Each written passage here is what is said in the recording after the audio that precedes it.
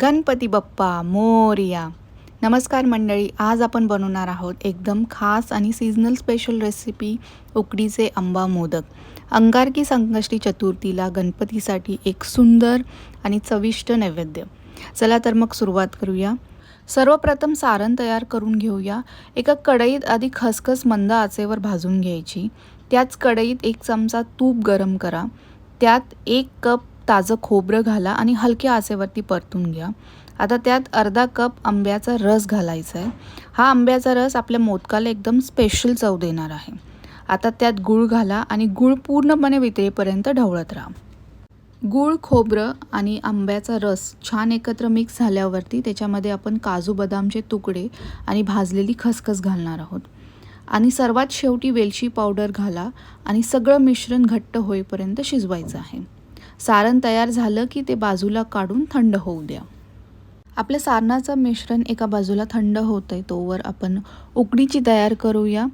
उकड तयार करताना एका भांड्यात 1 कप पाणी गरम करायचं आहे. त्यात 1 चमचा तूप घाला, चिमूटभर मीठ आणि मँगो पल्प घालायचं आहे. मँगो पल्प हा चांगला मिक्स करायचा आहे आपल्याला पाण्यामध्ये. त्याचे लम्प्स नाही राहिले पाहिजेत. ते सतत ढवळायचे आणि पाण्यामध्ये मिक्स करून घ्यायचे. पाणी उकळायला लागलं की त्यात 1 कप तांदळाचं पीठ घाला. गॅस कमी करून लगेच ढवळून घ्या आणि झाकण ठेवून 2 मिनटं वाफ येऊ द्या. नंतर गॅस बंद करून हे पीठ एका परातीमध्ये काढा. परातीतलं पीठ थंड झालं की हाताला पाणी लावून आपण मऊसर मळून घेणार आहोत. पाण्याबरोबर तुम्ही तुपाचा हातसुद्धा घेऊ शकता जेणेकरून पीठ छान मऊसूर होतं. आता मोदक बनवायला सुरुवात करूया.